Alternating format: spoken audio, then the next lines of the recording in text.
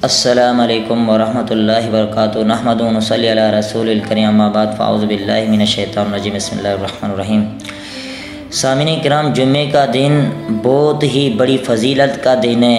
मुसलमानों के लिए ईद का दिन है, हत्ता कि ईद उल फ़ितर और ईद उल अज़हा से भी ज़्यादा अज़मत वाला दिन है अल्लाह के यहाँ। तो जुम्मे के दिन हम बहुत ही अपने कामों के अंदर मसरूफ़ होते हैं, हत्ता कि इमाम मिंबर पर बैठ जाते हैं, उसके बाद लोग आना शुरू हो जाते हैं। बहुत बड़े सवाब से लोग महरूम हो जाते हैं। अल्लाह के रसूल सल्लल्लाहु अलैहि वसल्लम ने फरमाया, सुनन नबी दाऊद की रिवायत है, मन गस्सल यौमल जुम्मती वक्तसल, जिसने जुम्मे के दिन गुस्ल किया और अच्छे तरीके से गुस्ल किया और जुम्मे के लिए जल्दी की, व मशा वलम यरकब, और पैदल चलकर आया, सवार नहीं हुआ, और इमाम के करीब होकर बैठा, इमाम का खुतबा गौर से सुना और कोई लघु बात नहीं की, तो उसके लिए हर एक कदम पर अल्लाह के रसूल ने फरमाया, कान लहु बिकुल्लि खुतवतिन अमलु सनतिन अजरु सियामिहा व क़ियामिहा, उसके लिए हर एक कदम पर 1 साल का अजर रोज़ों का और उसकी रातों का क़याम, उसका अजर लिखा जाता है।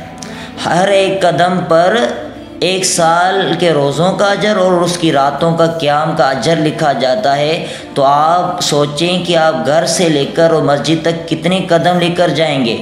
एक एक कदम पर 1 साल के रोज़ों का, उसकी रातों का क़याम का अजर आपको अल्लाह रब्बुल आलमीन अता करेंगे।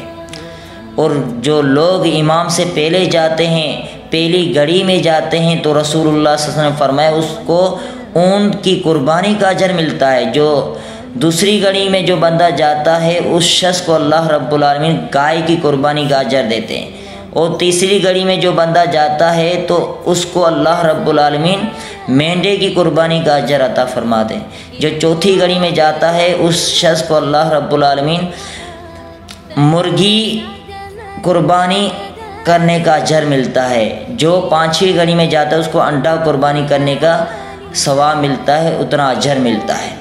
तो हम इन बड़ी बड़ी नेकियों से क्यों महरूम हैं?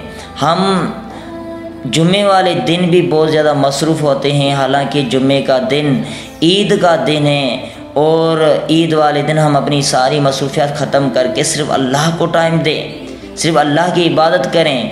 जब इमाम मिंबर पर बैठ जाते हैं, तो उसके बाद फ़रिश्ते भी अपने दफ्तर बंद करके वो भी इमाम का खुतबा सुनने लग जाते हैं। तो इमाम के बाद जो लोग आते हैं, तो वो अपना नाम फरिश्तों को नहीं लिखवाते। जो इमाम से पहले आते हैं, तो फरिश्ते उन लोगों के नाम रजिस्टर के अंदर दर्ज करते हैं।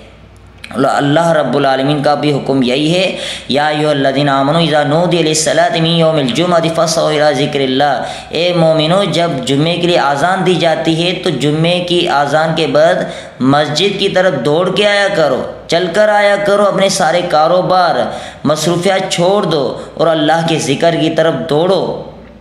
तो ये अल्लाह रब्बुल आलमीन की तरफ से हुक्म है मुसलमानों के लिए। तो हमें सुस्ती नहीं करनी चाहिए, जुम्मे वाले दिन जल्दी आना चाहिए, ताकि हमें हर एक कदम पर 1 साल के रोज़ों का, उसकी रातों के क़याम का अजर मिले, और हमारे गुनाह भी माफ़ हो जाएं, और अल्लाह हमसे राज़ी हो जाए, और हम हर हफ्ते ऊँट की कुर्बानी करने वाले बन जाएं, मेंढे की कुर्बानी करने वाले बन जाएं। इतनी बड़ी बरक़ात और नेकियों से हम क्यों महरूम हो जाते हैं? अल्लाह रब्बुल आलमीन हमें नेकी के अंदर मुकाबला करने की तौफ़ीक़ अता फ़रमाएँ। अस्सलामु अलैकुम वरहमतुल्लाहि वबरकातुहू।